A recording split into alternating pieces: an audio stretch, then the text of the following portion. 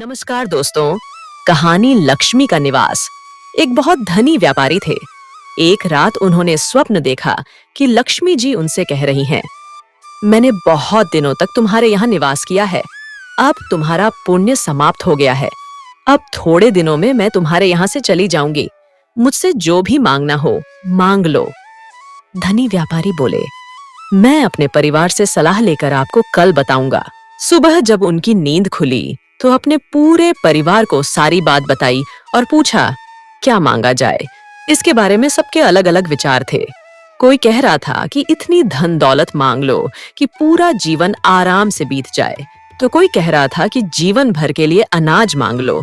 किसी ने सलाह दी कि ढेर सारी जमीन मांग ली जाए जिसमें खेती करके हम अपना जीवन आराम से काट लेंगे। व्यापारी की छोटी बहू बहुत बुद्धिमान थी। वह चुपचाप सबकी बातें सुन रही थी। आखिरी में वह बोली, पिताजी, मेरे हिसाब से धन दौलत और खेती बाड़ी मांगना ठीक नहीं है, क्योंकि यह सब लक्ष्मी जी के साथ ही चला जाएगा। आखिर यह सब लक्ष्मी का ही हिस्सा है। हमें इनकी बजाय परस्पर प्रेम का वरदान मांगना चाहिए। अगर परिवार के सभी सदस्यों में प्रेम बना रहेगा तो बड़ी से बड़ी मुसीबत भी आराम से कट जाएगी। सब मिलकर सामना करेंगे तो सारे संकट दूर हो जाएंगे। व्यापारी को छोटी बहू की बात बहुत पसंद आई। दूसरे दिन स्वप्न में उसने लक्ष्मी जी से परिवार में प्रेम और एकता बना रहे लक्ष्मी जी से ऐसा वरदान मांगा। लक्ष्मी जी बहुत प्रसन्न हुई। उन्होंने कहा, जिस परिवार के सदस्यों में आपस में प्रेम होता है, कभी झगड़ा नहीं होता, वहां से मैं कभी जा ही नहीं सकती। इस प्रकार उनके घर में लक्ष्मी का वास सदैव के लिए हो गया। सीख, हमें परस्पर प्रेम पूर्वक रहना चाहिए। जिन घरों में आपस में प्रेम नहीं होता, उन्हें देवता भी पसंद नहीं करते। एक बार स्वयं लक्ष्मी जी ने इंद्र को बताया था कि वे कहाँ निवास करती हैं। गुरवो यत्र पूज्यन्ते यत्र वाहनम सुसंस्कृतम अदंत कलहो यत्र तत्र शक्र वसाम्यहम। अर्थात जहाँ बड़ों और गुरुओं का सम्मान होता है, जहाँ सभ्यता पूर्वक बात की जाती है, जहाँ कलह नहीं होती, हे इंद्र, मैं वहाँ निवास करती हूँ। दूसरी कहानी। नमस्कार दोस्तों, कहानी साधु का क्रोध बड़ा है या धर्म। बहुत समय पहले की बात है। एक साधु था। वह भिक्षा मांगकर अपना जीवन यापन करता था। वह बहुत क्रोधी स्वभाव का था। उसे अपने तप और सिद्धियों पर बड़ा घमंड था। एक दिन वह साधु अपनी तपस्या में नील था। तपस्या कर रहा था, परंतु एक कौआ बार बार उसकी तपस्या भंग कर रहा था। साधु को बड़ा क्रोध आया। उसने कौए की तरफ क्रोध से देखा। कुछ ही देर में कौआ जलकर भस्म हो गया। साधु को अपनी इस उपलब्धि पर बड़ा गर्व हुआ। एक दिन साधु भिक्षा मांगने निकला। भिक्षा मांगते मांगते वह एक घर के द्वार पर रुका। घर के बाहर किसी को न पाकर साधु ने आवाज लगाई, हर हर महादेव, हर हर महादेव। कोई है जो इस साधु को भिक्षा प्रदान करे। घर के अंदर से एक स्त्री की आवाज आई, अभी आती हूँ साधु महाराज, धैर्य रखिए। कुछ देर बाद एक स्त्री अन्न से भरा कटोरा लेकर बाहर आई। तभी उसका पति खेत से वापस आ गया। उसने देखा उसके पति के हाथ पांव मिट्टी से सने थे और वह बहुत थका हुआ था।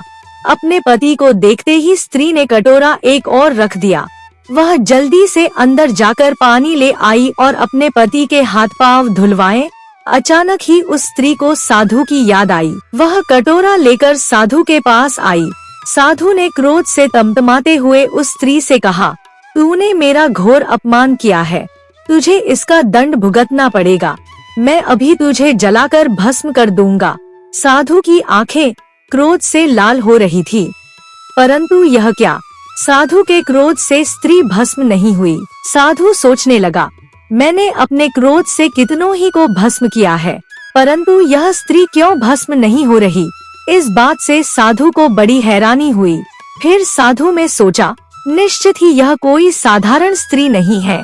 इसके पास अवश्य कोई शक्ति है जो मेरे क्रोध से इसकी रक्षा कर रही है। पर वह कौन सी शक्ति है, मुझे पता करना चाहिए। फिर साधु ने उस स्त्री से कहा, देवी, आपके पास कौन सी शक्ति है जो मेरे क्रोध से आपकी रक्षा कर रही है। मैंने एक दिन अपने क्रोध से एक कौए को जलाकर भस्म कर दिया था। परंतु आप मेरी क्रोधाग्नि में क्यों नहीं जली? यह सुनकर उस स्त्री ने मुस्कुराते हुए कहा, हे साधु महाराज, सोहनपुर गांव में मेरे गुरु किशन सिंह रहते हैं।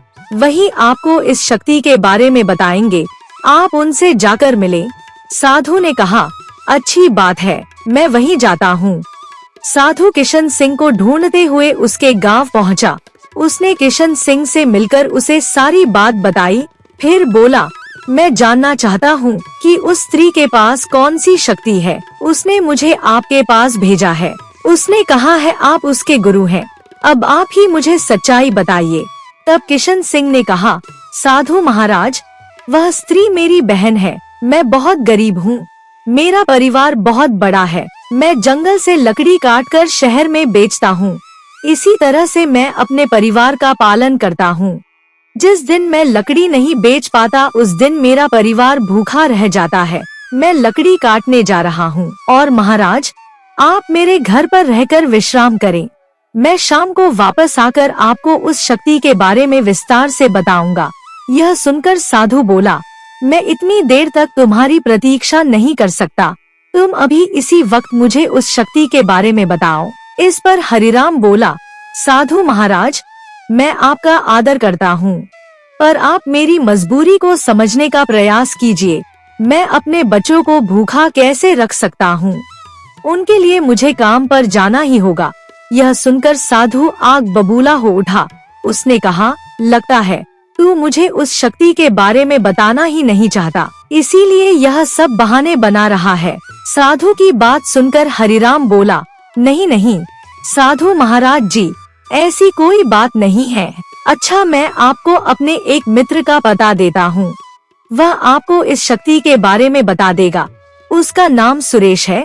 वह पास वाले गांव में रहता है। किशन सिंह से सुरेश का पता लेकर साधु चला गया। सुरेश को ढूंढते हुए साधु उसके पास पहुंचा। वहां पहुंचते ही साधु आश्चर्य से दंग रह गया। उसने देखा सुरेश मांस बेचने का कार्य करता था।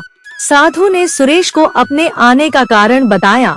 सुरेश ने साधु से कहा, महाराज, आप यहाँ बैठिए, मैं अपना कार्य खत्म कर लूँ, फिर आपको उस शक्ति के बारे में बताऊंगा। यह कहकर सुरेश अपने काम में लग गया। वह मांस के टुकड़े कर करके ग्राहकों को देता जाता था। यह सब देखकर साधु सोचने लगा, यह तो बहुत बड़ा पापी है। रोज न जाने कितने जीवों की हत्या करता है। जीव हत्या महापाप है। इसके पास कोई शक्ति कैसे आ सकती है? तभी सुरेश ने साधु से कहा, चलिए महाराज, मेरे घर चलिए। दोनों सुरेश के घर की तरफ चल पड़े।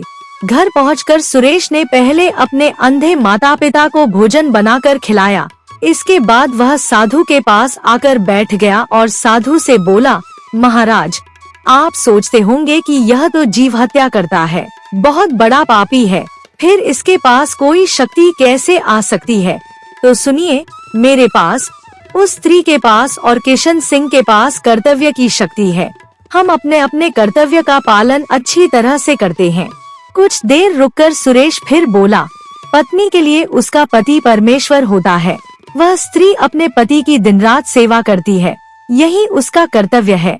एक पिता का कर्तव्य है कि वह अपने बच्चों का पालन पोषण अच्छी तरह से करे, इसके लिए चाहे उसे कितनी भी मेहनत करनी पड़े। किशन सिंह भी पिता के कर्तव्य का पालन अच्छी तरह से करता है। वह दिन भर मेहनत करके अपने बच्चों के लिए भोजन का प्रबंध करता है, यही उसका कर्तव्य है। पुत्र के लिए माता पिता भगवान समान होते हैं। मैं अपने अंधे माता पिता की सेवा करता हूँ, यही मेरा कर्तव्य है। हम तीनों अपने अपने कर्तव्य का पालन करते हैं, उससे भागते नहीं हैं। इसलिए शायद ईश्वर भी हमसे प्रसन्न रहते हैं, यही हमारी शक्ति है। यह सुनकर साधु बोला, आज मेरी आंखें खुल गई हैं। मैंने अपने पारिवारिक कर्तव्यों से पीछा छुड़ाने के लिए संन्यास ले लिया था। मैं जीवन भर धर्म पर विचार करता रहा, पर अब मैं समझ गया हूँ कि अपने कर्तव्य का पालन करना ही सबसे बड़ा धर्म है। इसके बाद साधु अपने घर वापस लौट गया। उसने यह प्रतिज्ञा ली कि उसका परिवार के प्रति जो कर्तव्य है उसे वह अवश्य पूरा करेगा।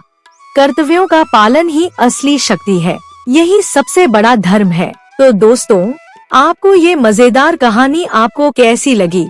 हमें कमेंट करके जरूर बताएं। वीडियो को लाइक शेयर सब्सक्राइब करके बेल आइकन जरूर ऑन कर लीजिए, जिससे नई वीडियो की नोटिफिकेशन आपको मिल सके।